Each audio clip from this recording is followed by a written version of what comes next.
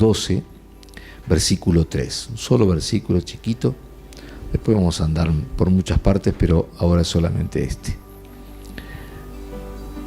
Números 12, 3 dice así: y aquel varón, Moisés, era muy manso, más que todos los hombres que había sobre la tierra. Amén y amén. Amén. Tome asiento.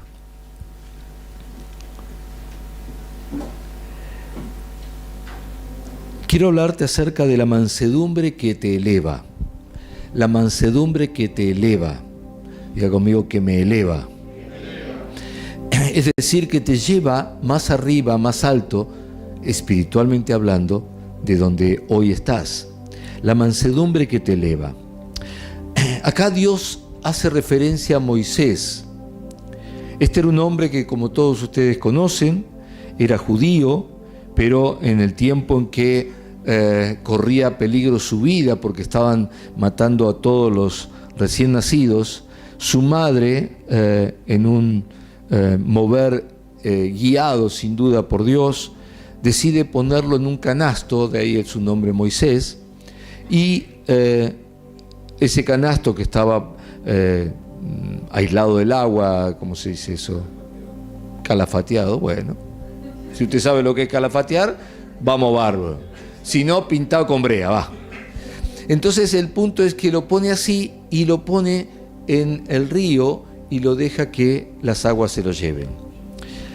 A todo esto, unos metros más adelante, curva de por medio y qué sé yo, estaba la hija de Faraón tomando sol y aprovechando las aguas, refrescándose, y ve venir ese canasto y se acerca para ver que es un bebé.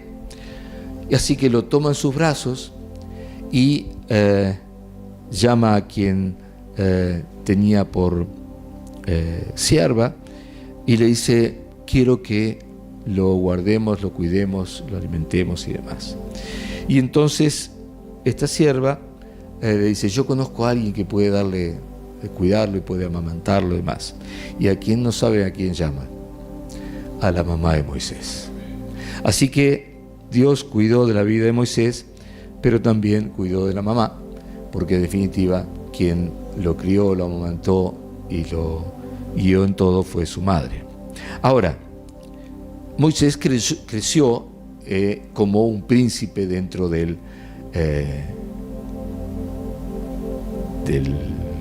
palacio del rey. Gracias, hoy estoy medio atravesado con las palabras.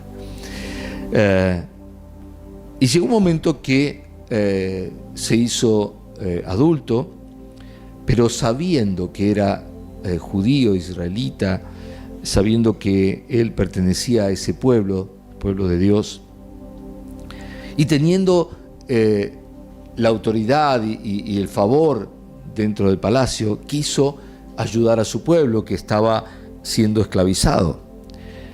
Así que un día salió y encontró a un egipcio peleando, castigando a uno de su pueblo, y lo detuvo y finalmente lo mató. Así que ahí comienza una historia, la de Moisés.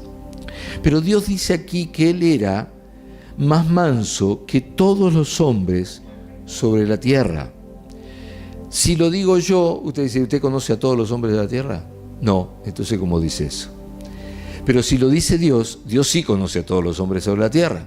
Así que si lo dijo Dios, esto era verdad, era absoluto. Realmente era el más manso de todos los que estaban sobre la tierra.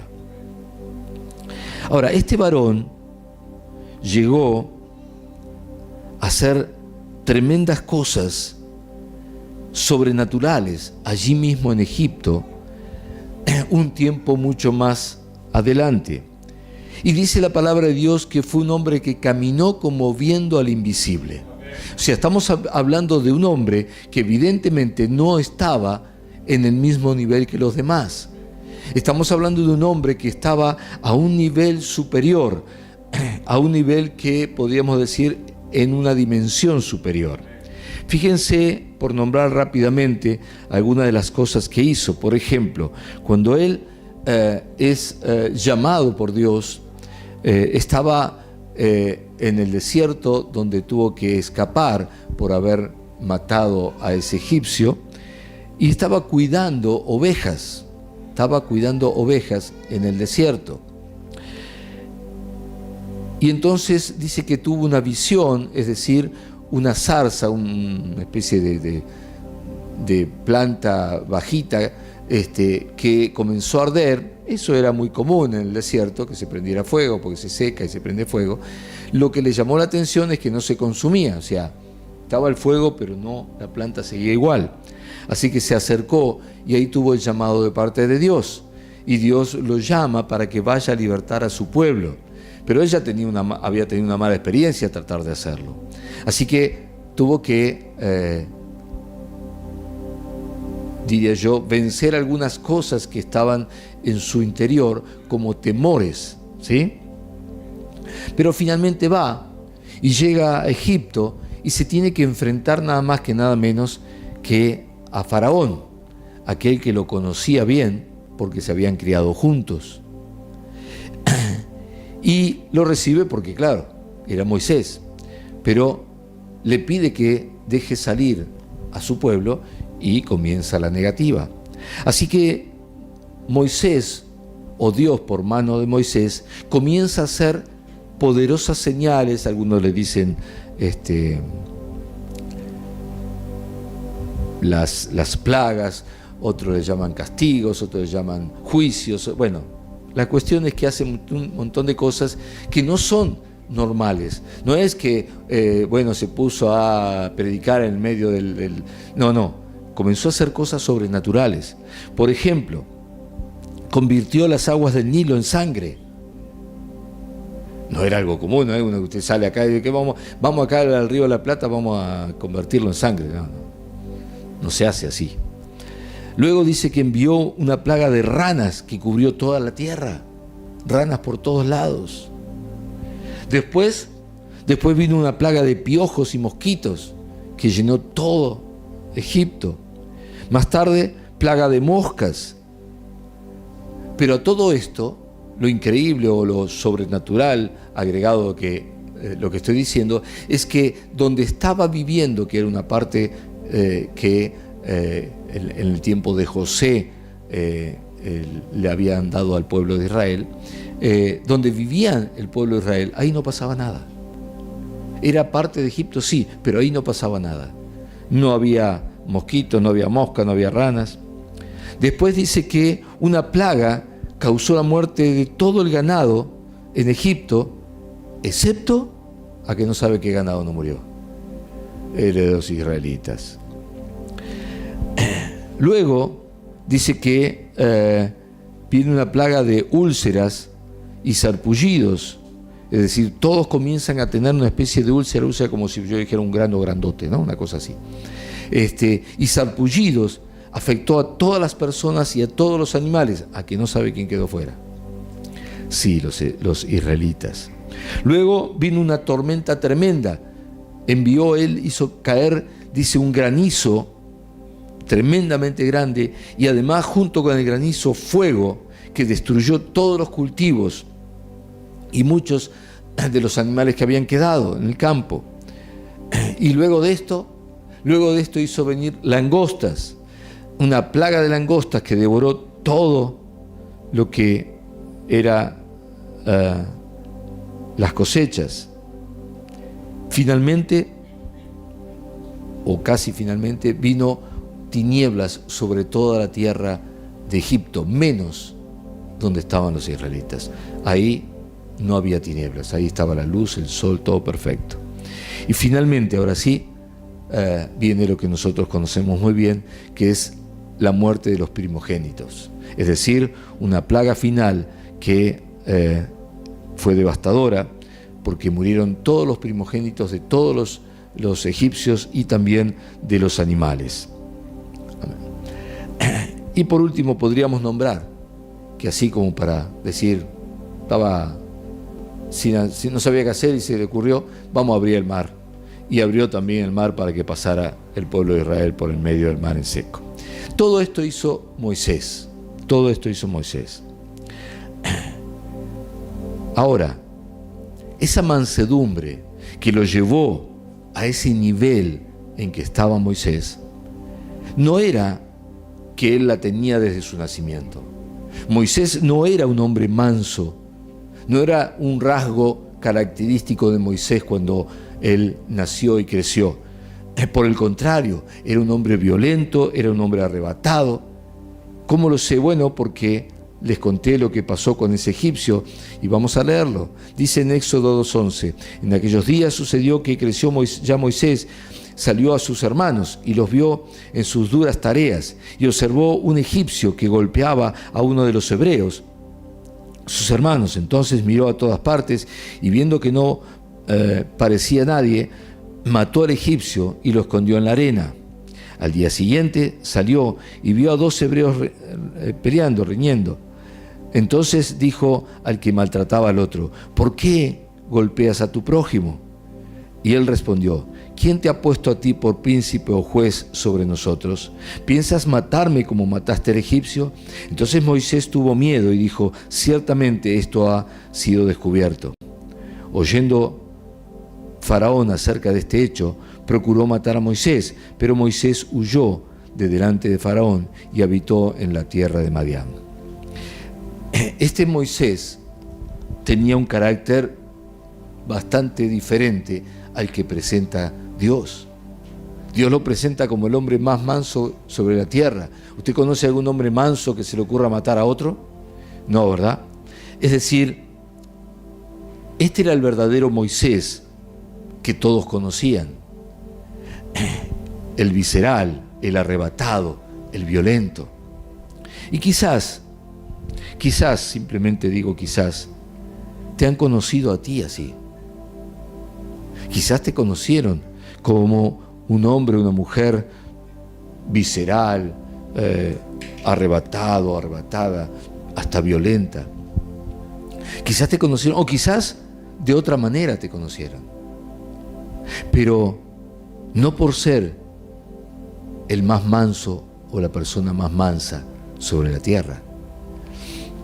¿Qué fue lo que llevó a Moisés de ser un hombre violento, arrebatado, visceral, llegar a ser el hombre más manso sobre la tierra? ¿Qué lo llevó? ¿Qué fue lo que pasó con él? ¿Cómo llegó a ese punto? Bueno, si usted lee toda la historia de Moisés, yo se la traté de resumir, Moisés tuvo que huir y huyó al desierto. Y en el desierto comenzó a trabajar como pastor de ovejas. Finalmente se casa con la hija de quien era su patrón, pero el punto es que Dios lo llevó al desierto. Ese desierto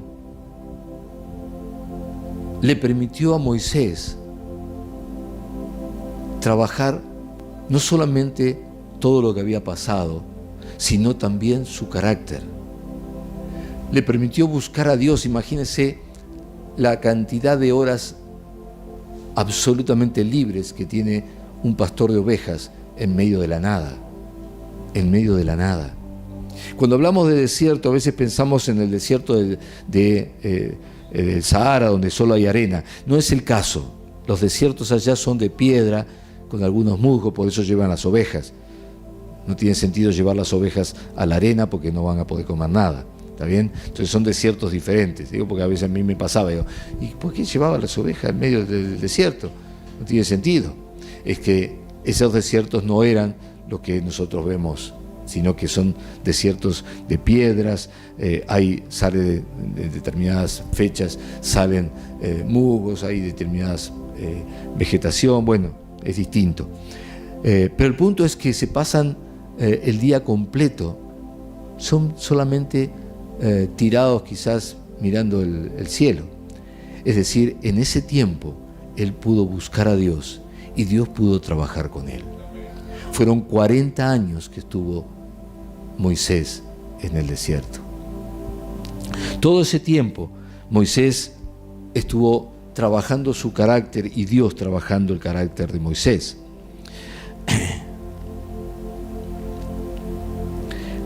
Y a partir de eso fue que él comenzó a ver que todo lo que antes consideraba valioso, que tenía en ese lugar de príncipe, en la casa de Faraón, en el palacio y todas las riquezas, él comenzó a darse cuenta que eso no tenía tanto valor.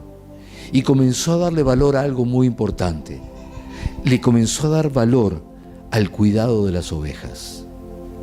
Cambió todo lo que hasta ese momento eran riquezas y cosas materiales por el cuidado de las ovejas.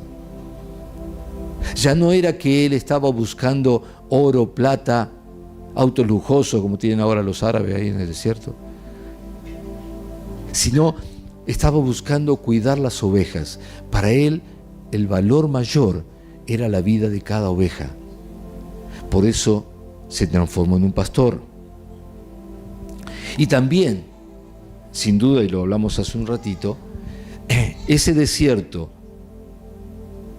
más el fuego que Dios envió a ese desierto conformaron al varón que luego caminó por ese desierto como viendo al invisible.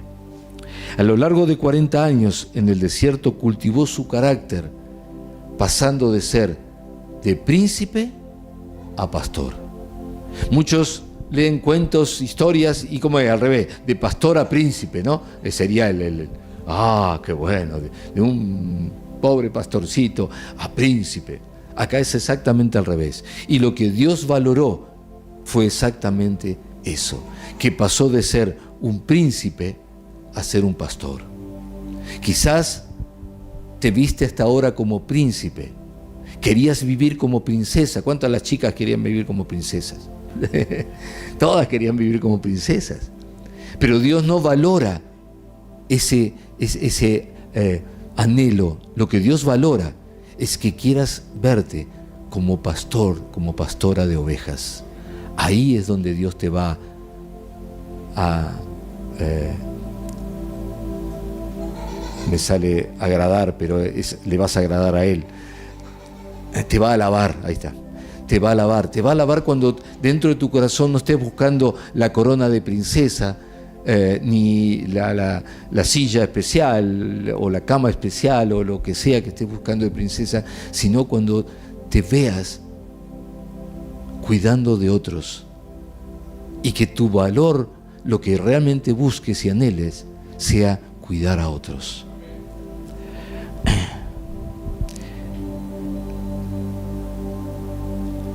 Una cosa que necesitamos saber es que no nacemos mansos, tampoco nacemos pastores. Nadie nace ni manso ni pastor. Eso es algo que se alcanza mediante un duro trato. Dios nos trata, donde el Señor cambia nuestro carácter y nuestra realidad para ver lo que la carne no puede ver. La carne no ve. La carne no ve lo que Dios quiere que nosotros veamos. La carne solo te mira, te muestra lo que la carne puede ver. Hay un mundo espiritual que se abre en tiempos de desierto. Hay un mundo espiritual que se abre cuando estamos en tiempos de desierto. El mundo espiritual no se ve porque es espiritual. El mundo material se ve porque es material. Ahora, cuando estamos en tiempos de desierto, ¿qué puede ver en el desierto usted? Nada. ¿Qué va a ver? No hay nada para ver. Así que no puede ver nada. Eso da la posibilidad a que Dios abra esas ventanas al mundo espiritual. Y usted comienza a ver cosas. Es decir, comienza a ver lo que está sucediendo espiritualmente. Y déjeme decirle que el mundo espiritual controla al mundo material. Por eso dice, buscar primeramente el reino de Dios y su justicia, y todo lo demás viene por añadidura, porque todo lo demás se te suma cuando realmente estás buscando a Dios. Pero yo estoy buscando uno que tenga 1,80 m, ojos marrones, ¿y cómo hago? Bueno, busca primero a Dios y Él tiene guardado a ese. Amén. Tiene guardado a tu príncipe y va a venir. Amén. Lo mismo la princesa. Pero es importante que entendamos que hay un mundo espiritual que solo se abre en tiempos de desiertos, donde aún teniéndolo todo, nada tiene valor. Porque aún cuando tú ves a los que tienen todo, y dices, ¿qué le habla de Dios si tiene todo? Y resulta que uno se animó, le habló, y resultó que el todo de nosotros era el nada para él o para ella. Y cuando le hablaron de Dios, entonces, ¡wow!, lo recibió como lo que es el verdaderamente todo. En ese desierto se aprende a que cuidar las ovejas es lo más importante, y también que es allí donde el fuego del Espíritu viene, se enciende y nos llama. No nos llama en la abundancia de la gran urbe, nos llama en el desierto.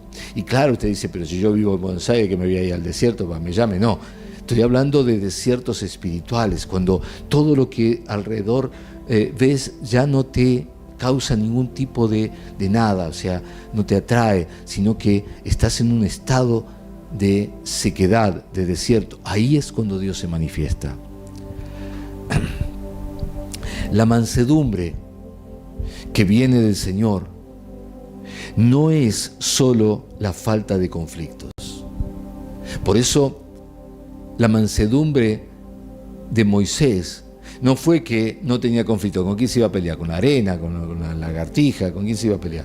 No, la mansedumbre de la cual estamos hablando, que viene de Dios, es la que deja que, o hace que dejemos que sea Él quien nos muestre nuestras debilidades. Es decir, la mansedumbre que viene del Señor, han oído de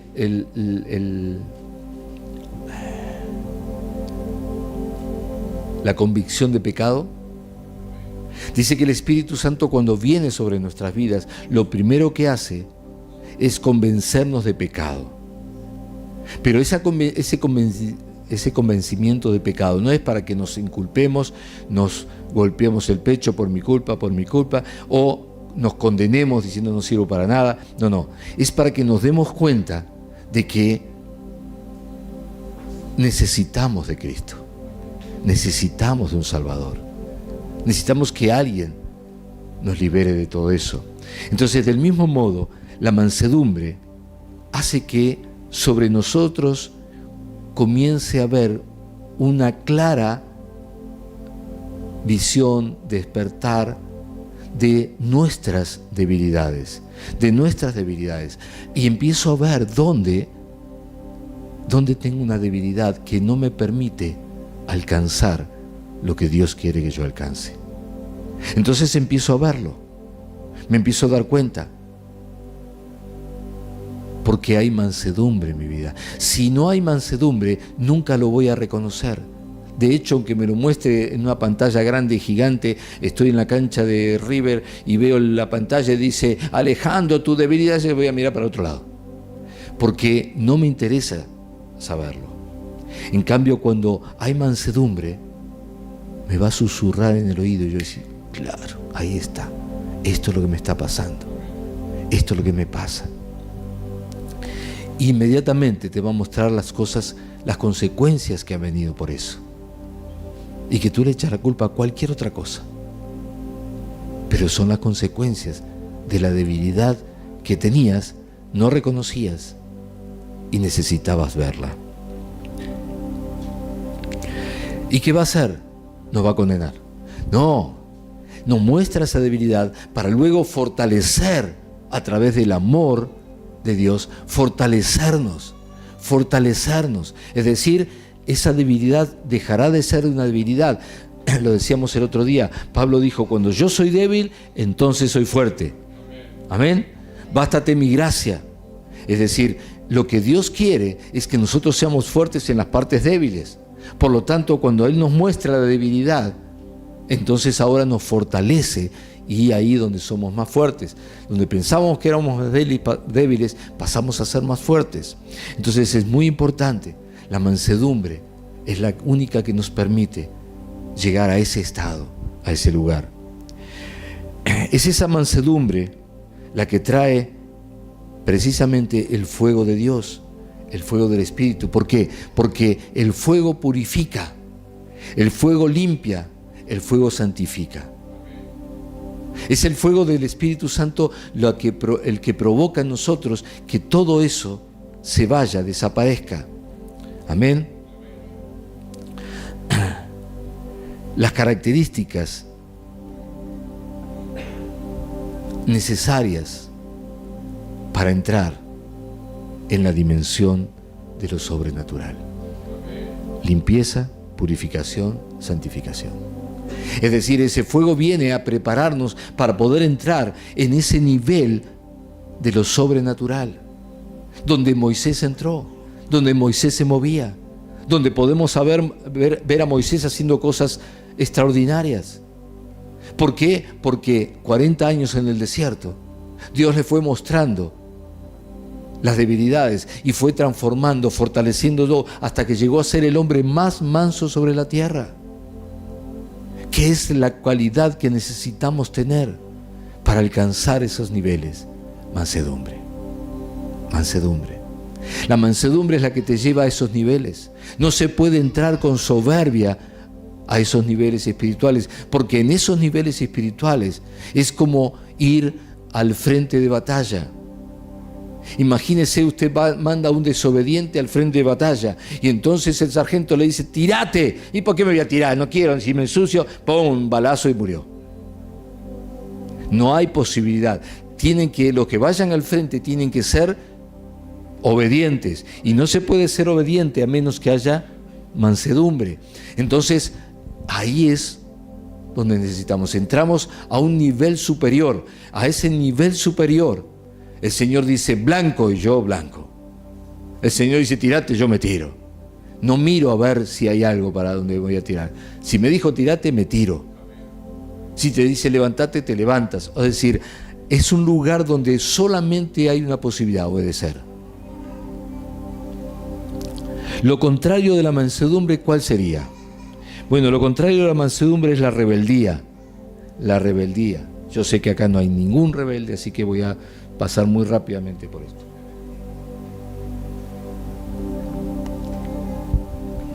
La rebeldía es natural en el hombre y en la mujer. Es la característica del hombre natural. Fíjense el juego de palabras. Es natural en el hombre, pero también es la característica del hombre natural. ¿Está bien? Romanos 10, versículo 21 dice, pero acerca de Israel dice, todo el día extendí mis manos a un pueblo rebelde y contradictor o desobediente. Todo el día extendí mis brazos, es decir, los amparé, los cubrí, los llamé a un pueblo que era rebelde contra mí y desobediente, contradictor, o sea, aquel que contradice todo. Cuando vos decís, ponete esa remera. ¿Y por qué me voy a poner remera? No quiero ponerme remera. A mí no me gusta esa remera. Yo quiero la otra remera. Contradictor. ¿Está bien? Entonces, dice Dios del pueblo de Israel que Él constantemente llamó y extendió sus brazos a un pueblo que era rebelde. Dios dice de su pueblo, el cual Él abrió sus brazos, que eran rebeldes, contradictores, desobedientes.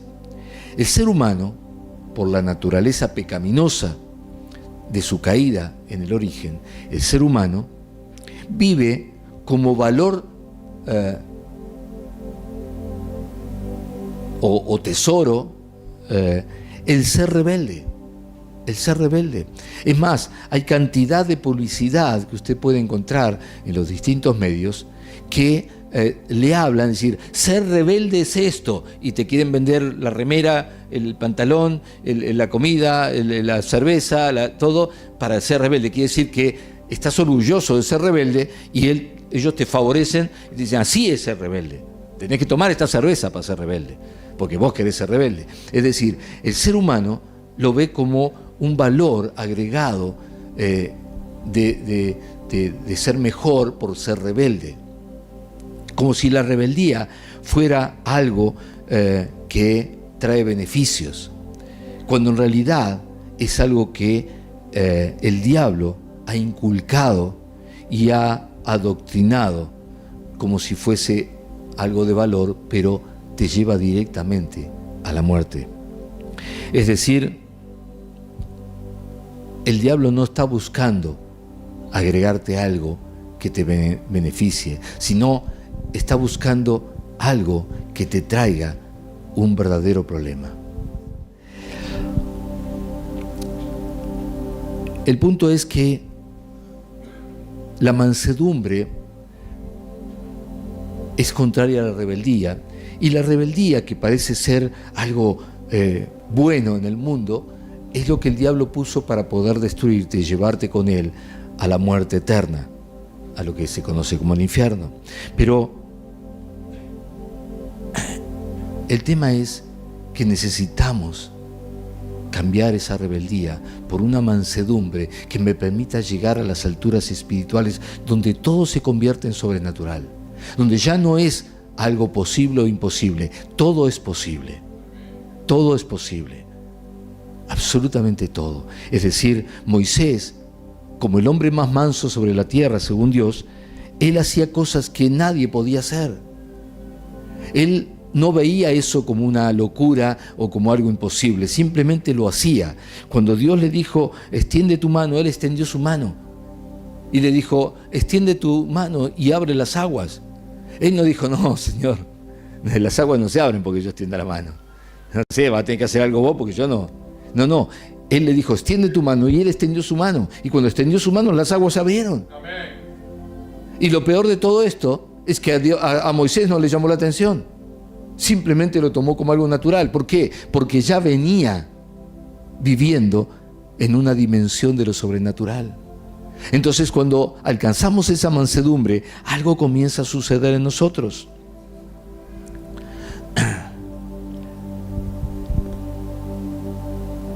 El pueblo de Israel comenzó bien, es decir, todos comienzan bien, pero luego se rebelaban constantemente contra Dios. Dios les impuso una ley para tratar de ayudarlos, la ley mosaica.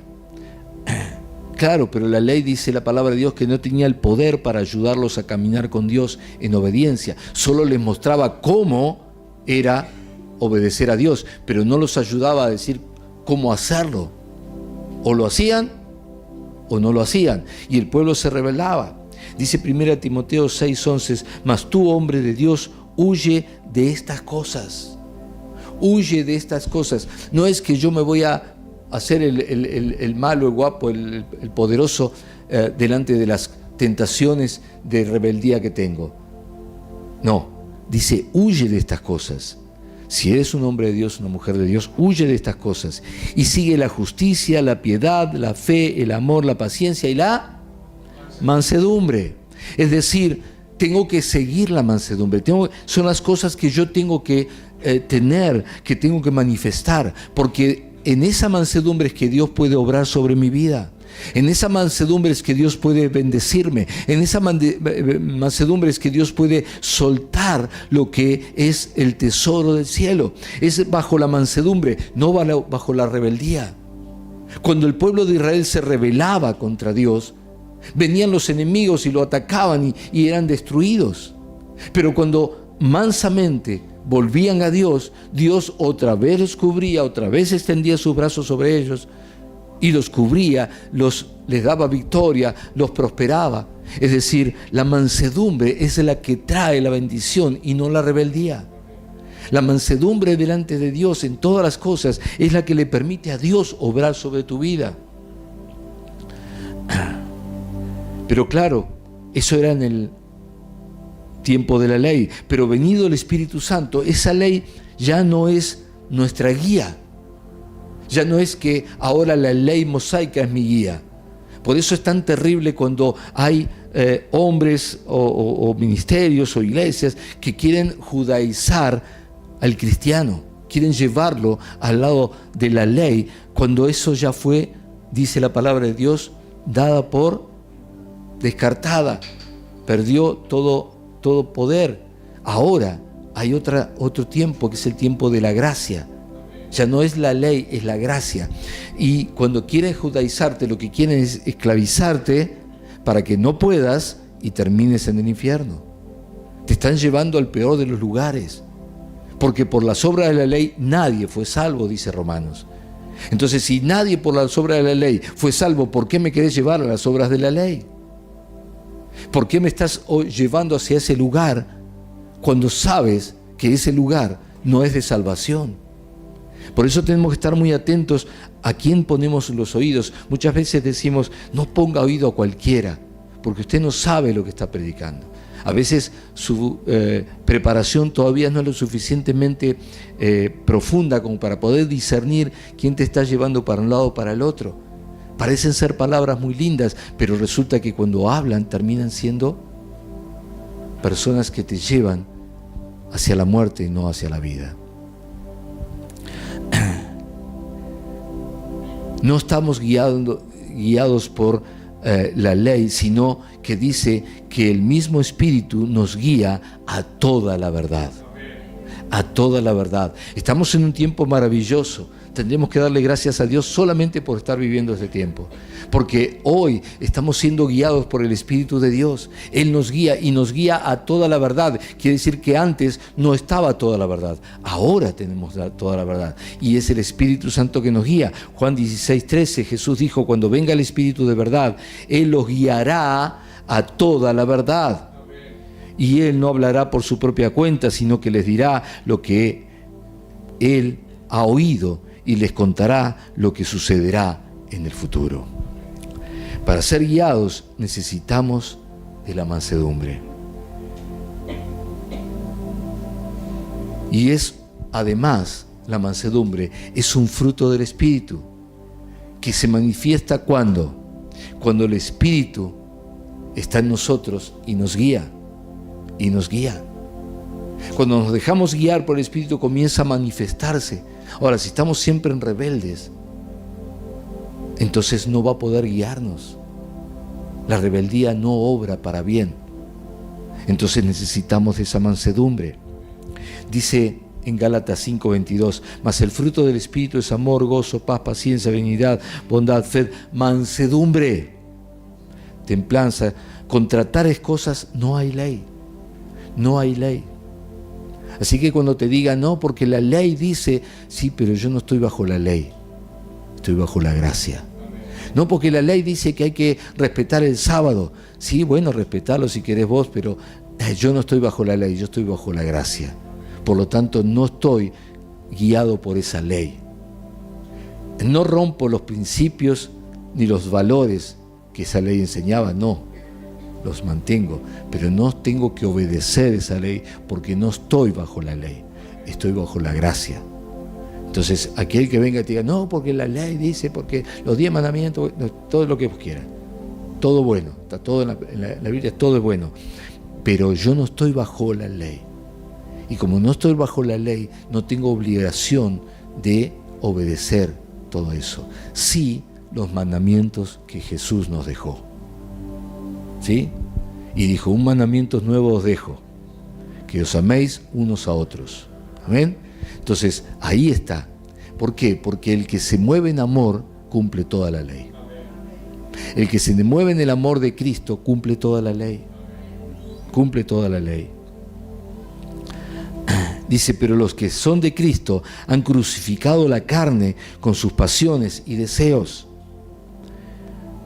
Si vivimos por el Espíritu, andemos también por el Espíritu. No nos hagamos vanagloriosos, irritándonos unos a otros, envidiándonos unos a otros. Ahí está la clave. Ahí está la clave. Déjeme que le doy a esta altura entonces una definición bíblica de mansedumbre. En el contexto bíblico, la mansedumbre implica fortaleza. ¿Cómo fortaleza? Si es mansedumbre tendría que ser débil. No. La mansedumbre no es sinónimo de debilidad, sino de fortaleza. Paciencia. La mansedumbre implica paciencia. Docilidad. Docilidad implica ser dócil para que Dios pueda moldearte. Suavidad en el trato. Suavidad en el trato. Porque yo tengo un carácter, ¿sabe? Yo le dije, le planté y me fui. Me parece maravilloso, pero no tiene nada que ver con lo que Dios busca. Lo que Dios busca es docilidad, suavidad en el trato.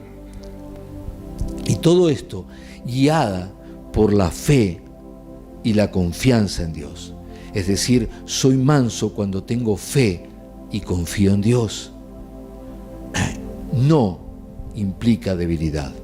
No implica debilidad en absoluto.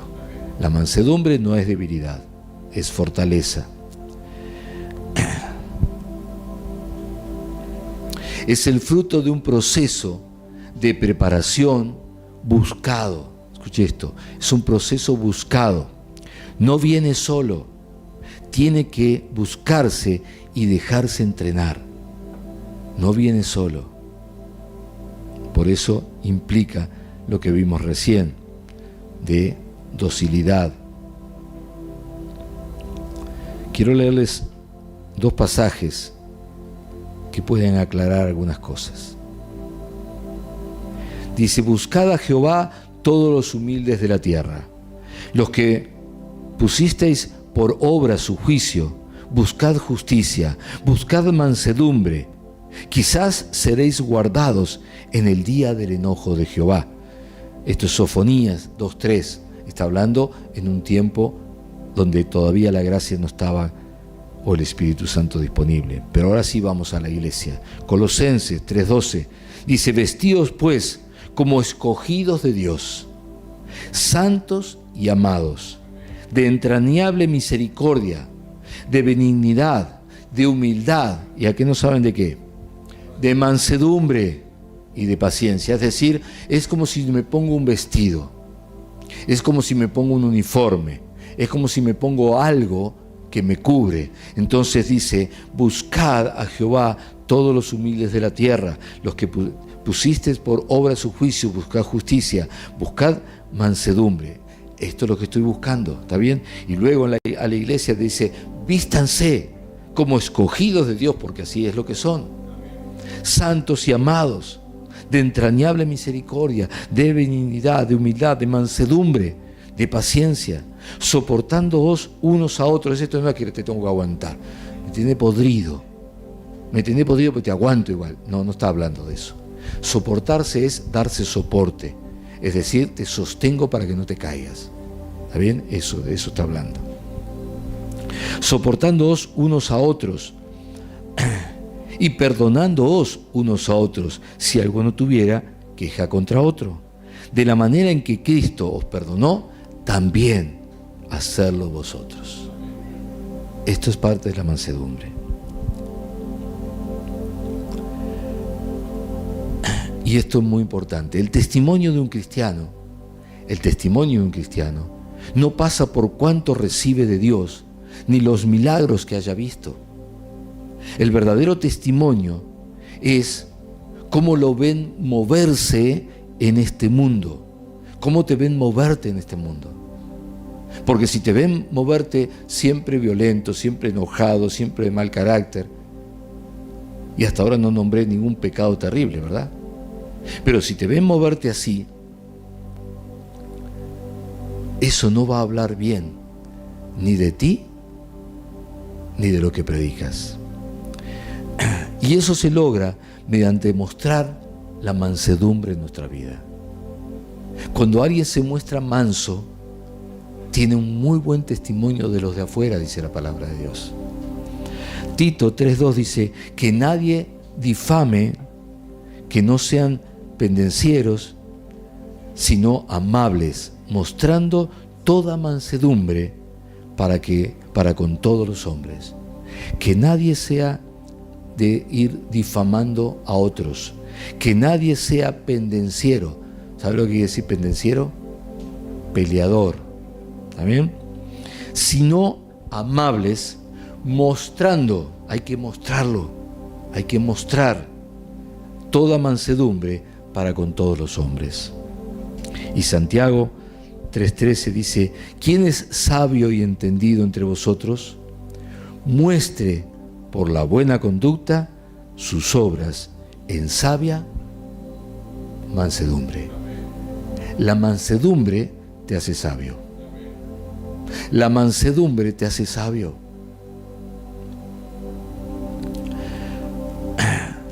Estamos en este tiempo, por la gracia de Dios, recibiendo abundancia de palabras del cielo, por boca de profetas, y necesitamos poder recibirlas, no solamente escucharlas.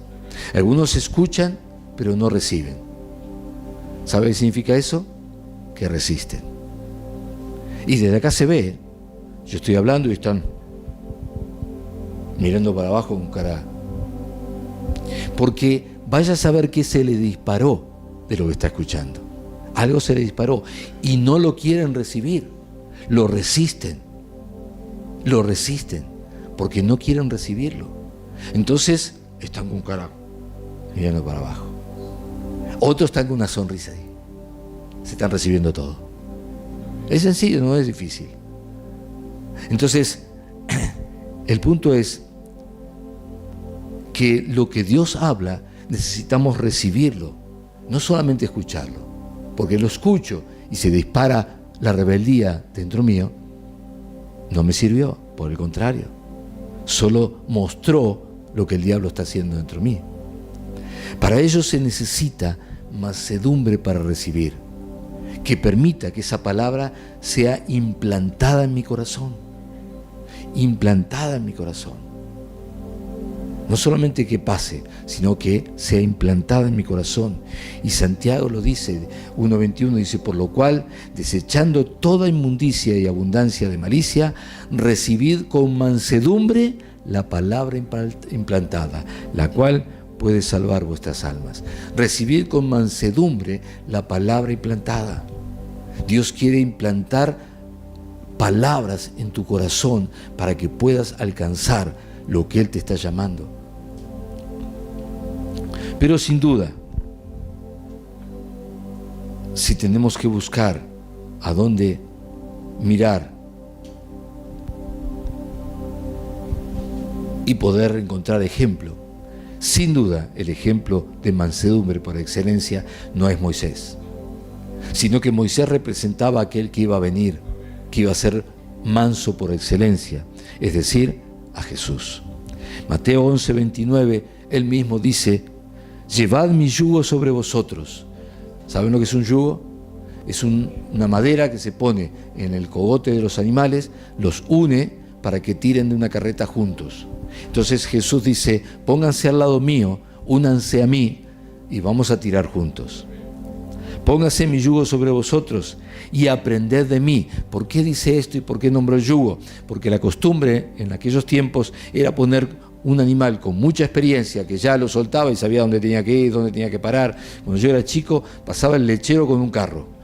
Usted no tiene idea de lo que es eso. Pero bueno, no importa. Pasaba el lechero con un carro. Caballo, un carro, un tarro altosí de leche y nos iba vendiendo la leche. Lo que maravilloso es que él no manejaba el carro. El caballo sabía todo. Paraba en cada casa donde tenía que parar, sabía cuándo tenía que comenzar a caminar de nuevo, todo. Entonces, ¿qué hacía? Todos los pibes andábamos atrás del carro. ¿Por qué? Porque nos dejaba llevar el carro adelante. Claro, ¿qué vamos a llevar? El carro andaba solo. Nosotros creíamos que lo llevábamos nosotros, pero el carro andaba solo. Bueno, el tema es que se acostumbraba a poner a ese animal experimentado que sabía todo lo que tenía que hacer, junto con uno reciencito, jovencito, que no tenía la menor idea de lo que había que hacer. ¿Está bien? Y entonces aprendía de él, que tenía más experiencia. Entonces Jesús dice aquí: llevad mi yugo sobre vosotros y aprended de mí. Caminando al lado de Jesús es cuando aprendo que soy manso y humilde de corazón. ¿Qué es lo que tenemos que aprender de Jesús? a ser mansos y humildes de corazón. Amén. Dice, y hallaréis, cuando aprendemos esto, inmediatamente viene la recompensa o el fruto o el resultado. Dice, y hallaréis descanso para vuestra alma. Conoce a alguien que está perturbado, que tiene siempre muchos nervios, que no puede descansar, que no puede dormir, que la presión se le fue a las nubes, que tiene sarpullido, que bueno, puedo seguir con muchas cosas. Bueno, necesita esto que Jesús está diciendo acá. Ponete el yugo con Él, empezá a caminar con el Señor y vas a aprender a ser manso y humilde. Y entonces va a venir el descanso para tu alma. Va a venir el descanso. No quiere decir que no vayas a tener problemas. No quiere decir que no vayas a tener situaciones. Jesús las tuvo todas. Pero no dejó de ser manso y humilde. Quiere decir que podemos aprender a vivir en un mundo lleno de problemas, de situaciones, de conflictos, de todas esas cosas que hay, pero aún así estar descansados en nuestra alma. Dormir en paz. Amén. En paz me acostaré. ¿Por qué? Me haces vivir confiado. Amén. La mansedumbre de Jesús, podemos ver que en Él existía esto por naturaleza, es decir, de dónde venía. Él era Dios hecho hombre. Por lo tanto, Él tenía esa paz. Por eso Él dijo, mi paz os dejo, mi paz os doy. Pero yo no la doy como el mundo la da. No se turbe tu corazón ni tenga miedo. Es decir, nos dejó una paz muy diferente. Eso es lo que tenemos que buscar de Él. Ahí donde nosotros podemos encontrar esa fortaleza para nuestras debilidades. Caminando con el Señor y aprendiendo de Él. Fue esa mansedumbre lo que le permitió llegar a ser el Cristo.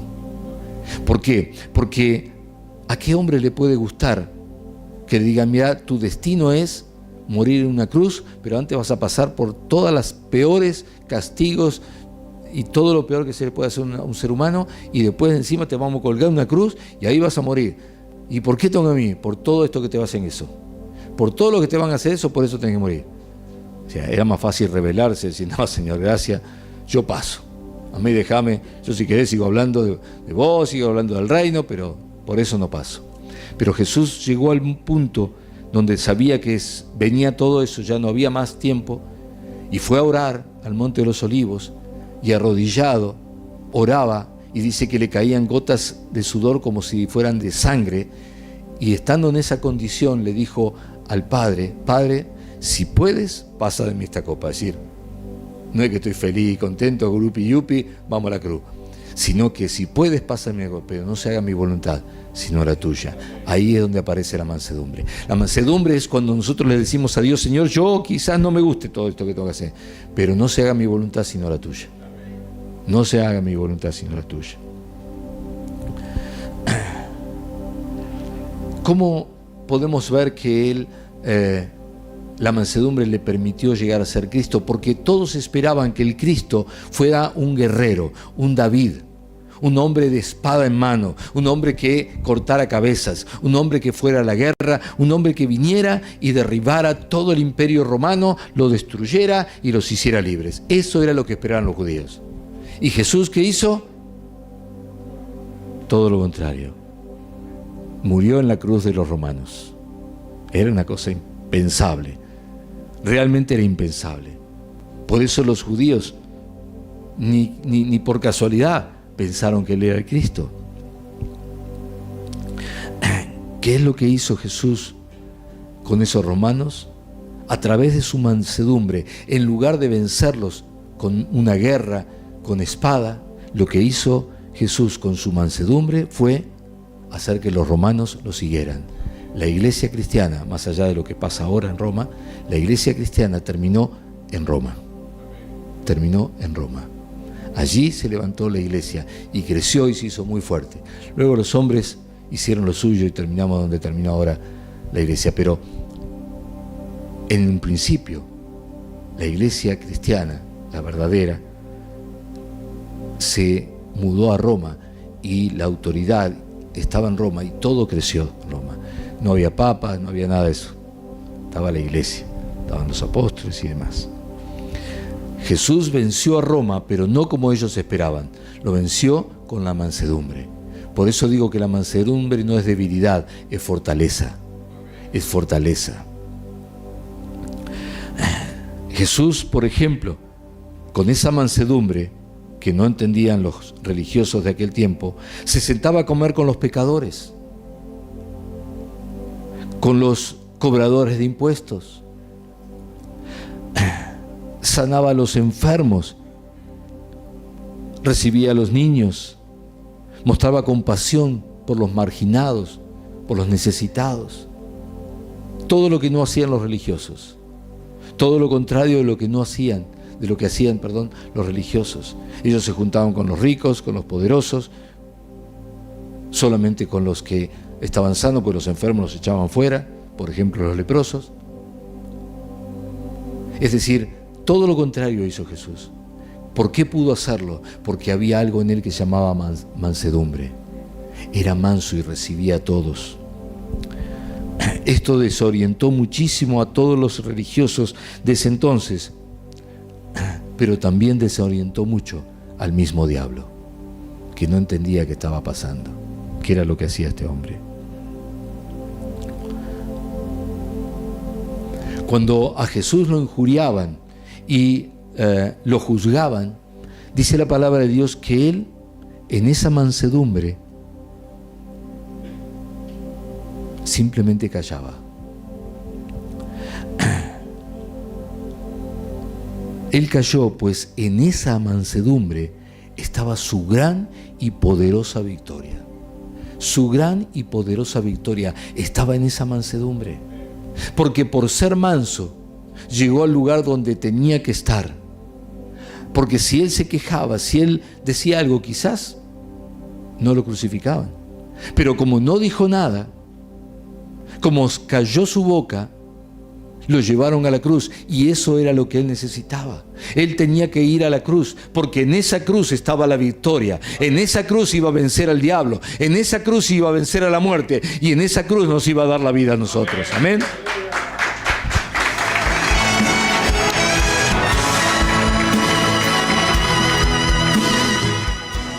Mansedumbre también es aprender a esperar en Dios. Mansedumbre también es saber esperar en Dios y no tomar la justicia en nuestras manos. Yo no sé por qué está pasando lo que está pasando, pero sí sé algo, que si yo me pongo en las manos de Dios, si me pongo en las manos de Dios, Dios va a hacer exactamente lo que tiene que hacer. No conforme a como yo quiero que lo haga, sino conforme a lo que Él sabe que necesitamos.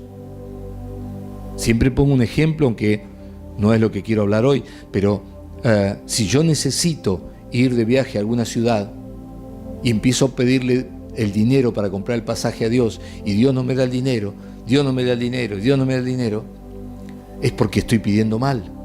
Dice el Santiago así: pedís y pedís mal. ¿Por qué? ¿Cuál es tu necesidad? Ir a la ciudad, no comprar un pasaje. Vos necesitas comprar un pasaje, vos necesitas ir a la ciudad. Entonces pedile ir a la ciudad, no le pidas la plata. De pronto viene alguien y dice: mira, ¿no me acompañarías a tal ciudad?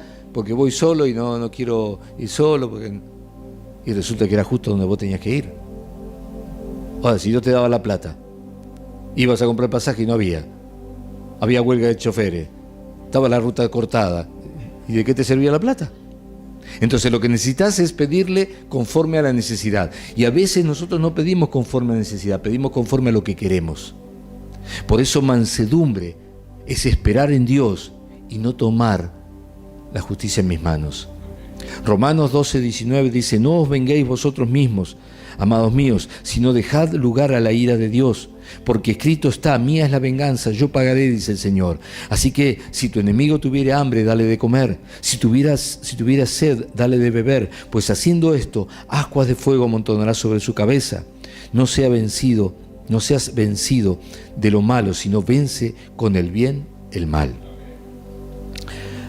Dice: pero pastor, ahí dice que le vamos a prender fuego a la cabeza. Y esa parte me gusta. Esa es la parte que me gusta. No, hermanos, no dice eso. Lo que dice es que esa persona va a ser entibiada de tal manera que va a terminar siendo, en lugar de tu amigo, tu enemigo, tu amigo.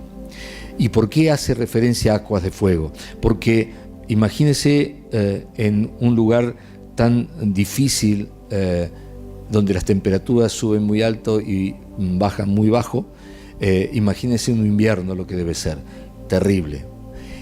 Y no había un supermercado con calefacción donde usted podía entrar, o un shopping donde usted podía ir a pasear y comprar tranquilo, si tiene plata por supuesto, pero es otra cosa, y estar cómodo. No, los vendedores andaban por la calle. Entonces imagínense lo que pasaba a esa gente. Ahora, había uno que siempre estaba alegre, siempre estaba contento. ¿Por qué? Porque él no tenía frío.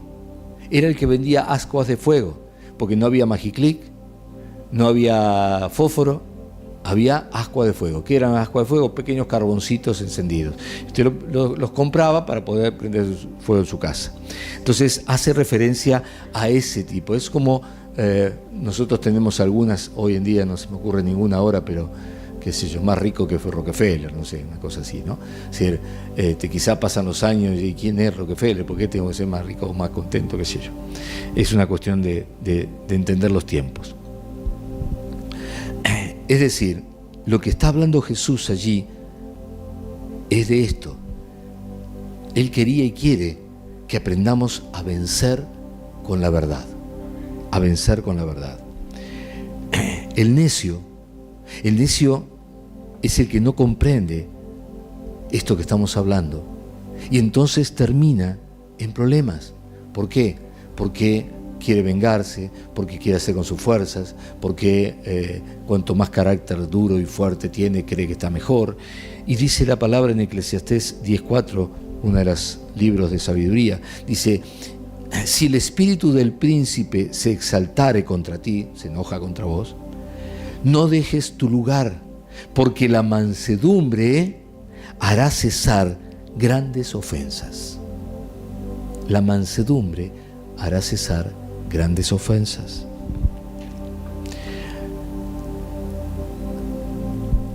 Ahora necesito hacerle una diferencia, que es la diferencia entre la mansedumbre y la obediencia. La mansedumbre es recibir la palabra sin resistirla. Es decir, te pido que te pongas de pie. Y yo, ¿por qué me voy a poner de pie? Yo no quiero poner de pie, estoy cansado, me quedo sentado. Bueno, no hay problema, pero no recibiste la palabra. Quizás si te ponías de pie, algo Dios tenía para tu vida, pero decidiste no. La obediencia es hacer la palabra que recibiste, ponerla por obra. Es decir, cuando recibes una palabra, luego la pones por obra. La recibo y me pongo de pie. Ahora, cuando están las dos juntas, entonces esto es lo que agrada a Dios. Esto es lo que hace que Dios se agrade en ti. Y entonces Dios comienza a hacer que todas las cosas te ayuden para bien. Todas las cosas te ayuden para bien a los que aman a Dios. El pueblo de Dios en la antigüedad, usted habrá oído y se escucha mucho, se lee mucho, que una de las cosas que hacían era mataban a los profetas. ¿Sí? Dice, ustedes mataron a esos profetas, dijo Jesús, le dijo a los religiosos. Pero no lo hicieron por maldad. No es que eran malos y por eso mataban a los profetas. ¿Sabe por qué mataban a los profetas? Por falta de mansedumbre. ¿Cómo por falta de mansedumbre? Sí. El problema que tenían ellos es que no podían recibir la palabra. No la resistían en el sentido de que no podían sobrellevarla. Para ellos era demasiado fuerte. No la podían resistir. Y entonces, ¿qué hacían? Bueno, se levantaban en contra de las personas o los hombres que traían esa palabra. Y usted dice, bueno, pero eso era en la antigüedad. Eran bárbaros. En los tiempos de los apóstoles, decía un dicho, los hombres eran barbados, se subían a los árboles y cazaban los pájaros, ¿no? Eran bárbaros, es decir, no tenían una cultura. Ahora, en realidad no. En realidad sigue pasando. La diferencia es que hoy, en lugar de matarte como te mataban, hoy te anulan. Es decir, vos estás hablando no le gusta la palabra y te anulan. El punto es que anulamos a la persona, es decir, ya no tiene para nosotros ningún tipo de valor, no escuchamos lo que dice, no nos interesa lo que dice, la anulamos por completo. Es decir, cuando yo no quiero escuchar algo porque no me gusta lo que me está diciendo, ¡pum!, te bloqueé, te anulé, te saqué de toda posibilidad. Entonces yo te puedo hablar y vos estás... ¿Dijiste algo? No te escuché. O sea, directamente, eso es como matar a los profetas. Entonces viene un hombre que está hablando en nombre de Dios y en lugar de recibir la palabra, lo anulás. ¡Pluc! Y se terminó. Tus oídos se cierran y ya no puedes resistirlo. Por eso Jesús decía: el que tenga oídos para oír, oiga. De alguna manera esa falta de mansedumbre hoy hace exactamente lo mismo que hacían con los profetas. Quizás se enojan con el predicador o con el pastor, pero el manso recibe la palabra y deja que produzca aquello para lo cual fue enviada. Si Dios envía una palabra, tiene un propósito. Cada mañana nosotros traemos en el tiempo de devocional una palabra de parte de Dios. ¿Usted cree que es una palabra que, bueno, se me ocurrió, o tengo una lista de palabras anotada, entonces voy pasando por la lista, la 1, por la 16, bueno, vamos por la 17? No. Es una palabra que Dios trae en esa mañana especial porque sabe que alguien la necesita, si no todos. ¿Qué pasa? Que yo estoy muy ocupado, pastor. No voy a andar escuchando su palabra. ¿Qué me importa a mí lo que usted dice? Bueno, pero acabas de matar al profeta. ¿Por qué? Porque no querés escuchar lo que Dios tenía para vos. Entonces, lo que necesito es recibir la palabra para que esa palabra haga lo que vino a hacer. Porque Dios la envió con un propósito. Quizás sanar tu corazón, quizás fortalecer tu corazón, quizás enviarte por un lado donde no pensabas ir, o quizás retenerte.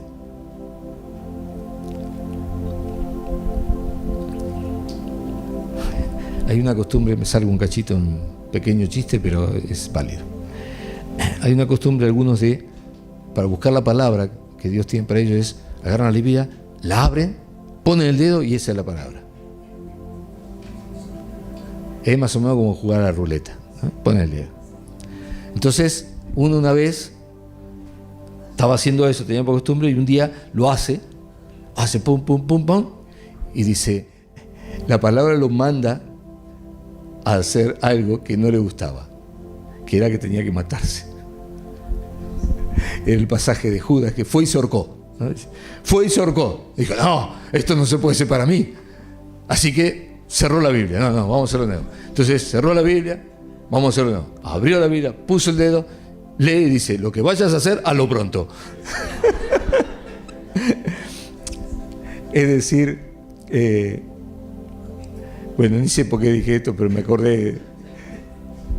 El tema es que necesitamos buscar lo que Dios tiene para nosotros. Y Dios tiene una palabra de aliento, de bendición, de guía, y eso es muy importante. Por eso el testimonio de hoy, que decía de allí de Ecuador, cómo había sido todas las palabras de esta semana, dice que para ella fueron tan especiales y de tanta guía, y que abrió puertas para la obra allí. Tremendo. Una actitud entonces correcta para llegar a las dimensiones de lo sobrenatural es no resistir la palabra. No resistir la palabra. ¿Qué palabra? La que Dios quiere implantar en tu corazón. No la resistas, sino deja que actúe, y entonces vas a poder verificar el propósito de esa palabra para tu vida. Cuando la dejas que entre, si total es una palabra, no te va a matar, no te va a hacer daño, no te va a agarrar un ataque de hígado por eso. Entonces la dejas que entre, que actúe. Y cuando actúa, vas a verificar cuál era el propósito de Dios, porque va a actuar. Hoy el Señor, hoy mismo, en esta noche, te está llamando a cosas muy grandes. a cosas muy grandes. Señor nos llama para cosas pequeñas porque Él tiene cosas a tamaño Dios. Así que Dios te está llamando para algo, cosas muy grandes, con un propósito que es impensado. No puedes alcanzar a entender anticipadamente lo que Dios quiere hacer contigo. Pero si dejas que esas cosas, esas palabras lleguen, entonces el llamado te guiará a comprobar lo que maravillosamente Dios ha preparado para ti y tiene para tu vida. Quiero leerte, para terminar, 1 Corintios 2:6 en adelante. Dice: sin embargo, hablamos sabiduría entre los que han alcanzado madurez. Y sabiduría no de este siglo, ni de los príncipes de este siglo que perecen. Escuche con propósito, por favor. Escuche lo que dice aquí. Hablamos sabiduría entre los que han alcanzado madurez. Y sabiduría no de este siglo, no de este mundo. La palabra siglo es la palabra elaión, que significa mundo. Dice, no de este siglo, no de este mundo, ni de los príncipes de este mundo, los que son importantes en este mundo. Porque todo eso perece. Mas hablamos sabiduría de Dios en misterio, la sabiduría oculta, la cual Dios predestinó antes de los siglos para nuestra gloria. Estamos hablando de gloria. Antes bien, como está escrito, cosa que ojo no vio, ni oído oyó, ni ha subido a corazón de hombre. O sea, todas cosas que no te puedes imaginar, no puedes entender, son cosas muy elevadas. ¿Qué sería algo muy elevado que no puede, ni ojo vio, ni oído vio, ni... Algo sobrenatural. Algo sobrenatural. Por ejemplo, que a alguien le sea restituido un órgano o un miembro del cuerpo. ¿Alguna vez vos viste algo así? Ni se te puede imaginar una cosa semejante. Sin embargo, Dios lo hace. Y dice, cosa que ojo no vio, ni oído oyó, ni ha subido a corazón de hombre, son las que Dios ha preparado para los que le aman. Dios quiere llevarte a lo sobrenatural. Dios quiere llevarte a un lugar donde ni siquiera puedes imaginar lo que puede hacer contigo. Pero Dios nos la reveló a nosotros por el Espíritu, porque el Espíritu todo lo escudriña, aún lo profundo de Dios. Porque ¿quién de los hombres sabe las cosas del hombre sino el Espíritu del hombre que está en él? Así tampoco nadie conoció las cosas de Dios sino el Espíritu de Dios. Y nosotros no hemos recibido el espíritu del mundo, sino el Espíritu que proviene de Dios, para que sepamos lo que Dios nos ha concedido. Lo cual también hablamos, no con palabras enseñadas por sabiduría humana, sino con las que enseña el Espíritu, acomodando lo espiritual a lo espiritual. Acomodando lo espiritual a lo espiritual. Es decir, tengo que estar en el nivel espiritual para que lo espiritual pueda encajar con lo espiritual. Pero el hombre natural, ¿se acuerdan que hoy dije que la rebeldía estaba en el hombre natural? Pero el hombre natural no percibe las cosas que son del Espíritu de Dios, porque para él son una locura. Son una locura. Entonces usted puede ver que algún periodista se entera de los milagros que se ven en las iglesias evangélicas y ya empiezan a hablar cualquier pavada. Dicen tonterías por todos lados, porque para ellos son una locura. Una locura. No, ese para que él empieza a inventar cosas. Porque son locuras, no la puede entender. Y no las puede entender porque se han de discernir espiritualmente. En cambio, el espiritual juzga todas las cosas, pero él no es juzgado de nadie. Porque ¿quién conoció la mente del Señor? ¿Quién le instruirá? Mas nosotros tenemos la mente de Cristo. Amén. Aleluya. De esto estamos hablando. Esto es Esto es la dimensión de lo sobrenatural. Allí es donde Dios te quiere llevar, para que cuando estés en ese lugar, como Moisés, por la mansedumbre de tu corazón, ya no te asombres de las cosas sobrenaturales, simplemente las hagas, simplemente las hagas. Pedro estaba en la cárcel y un ángel apareció, pero Pedro todavía no estaba en ese lugar, así que creyó que era un sueño. Pero el ángel lo llevó y se abrieron todas las puertas. Y cuando estuvo afuera y se dio cuenta que estaba realmente afuera, ahí tomó conciencia de lo que había sucedido. Necesitamos llegar con mansedumbre a estar en ese plano, en esa dimensión, para que nos demos cuenta de que hay una dimensión donde todo es posible, que el hombre no puede controlar, no puede retener, no puede impedir. Vivimos en un mundo donde todo es violencia, fuerza y todas las cosas que usted conoce. Pero hay un nivel espiritual donde todo eso pasa a ser nada, nada. Y comenzamos a ver lo que es imposible como si fuera normal. Y entonces empezamos a vivir eso. Pero si no hay una actitud de mansedumbre en nosotros, por empezar, no podemos recibir la palabra. Y si no recibimos la palabra no va a actuar en nosotros. Y si no actúa en nosotros, no nos va a elevar. Y si no nos elevamos, no vamos a llegar a ese nivel. Y si no llegamos a ese nivel, no vamos a ver nada. Por eso esta noche, el Señor nos está llamando a ese nivel de mansedumbre que necesitan nosotros para alcanzar lo que quiere hacer con nosotros. Amén.